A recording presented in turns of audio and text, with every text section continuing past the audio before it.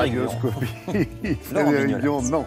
Revue de presse. Alors, quoi de neuf dans les kiosques ce matin ? Comme ce samedi, l'acte 5 des Gilets jaunes semble avoir montré un certain reflux, les journaux concluent que va maintenant réellement s'ouvrir la phase de négociation. Vous voyez les couvertures. D'abord, il y a l'interview du Premier ministre dans Les Échos qui détaille les mesures annoncées par le Président la semaine dernière. Vous avez entendu parler de ça dans notre journal de 7 heures. Pour Libération, c'est le premier jour du reste du mandat. La Macronie cherche comment relever la tête selon le journal L'Opinion.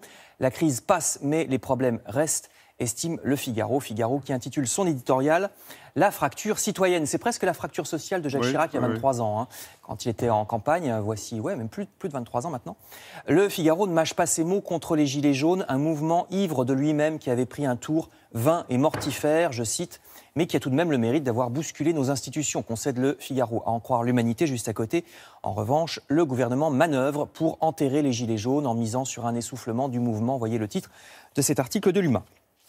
Libération remarque que la solution politique devra marcher sur un chemin extrêmement étroit parce que d'une part, la base électorale d'Emmanuel Macron s'est à la fois rétrécie et déplacée vers la droite, analyse un sondeur qui estime que le président aura du mal à mettre en œuvre les réformes en étant aussi impopulaire. Certes, l'impopularité n'a pas empêché François Hollande de réformer avec la loi El Khomri si décriée rappelle Libé, mais il est vrai que François Hollande n'a pas pu se représenter non plus.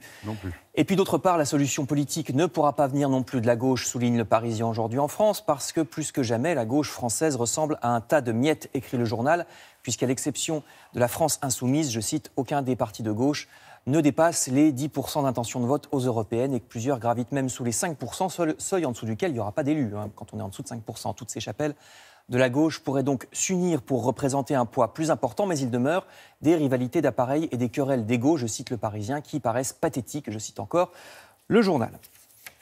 Libération détaille par ailleurs les étapes de la grande négociation qui doit maintenant commencer pour mettre en musique toutes les mesures annoncées par le président de la République. Et parmi elles, il y a un sujet qui a surgi ces derniers jours, celui du référendum d'initiative citoyenne. Le RIC, vous voyez ici le Parisien ou la Croix, référendum d'un nouveau genre pour que les électeurs puissent, même en plein milieu d'un mandat, forcer le gouvernement à organiser une consultation sur une question précise. Peut-être même serait-il possible avec ce projet d'annuler une loi ou de révoquer une personnalité politique.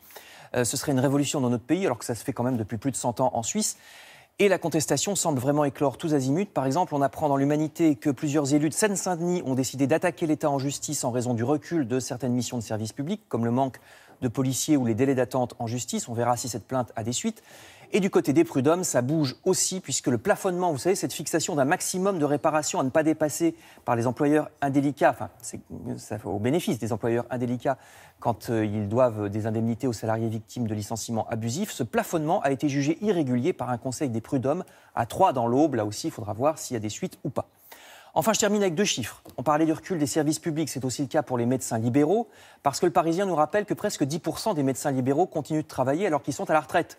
Le vieillissement de la population des médecins, c'est un vrai problème. Beaucoup d'entre eux vont partir bientôt à la retraite.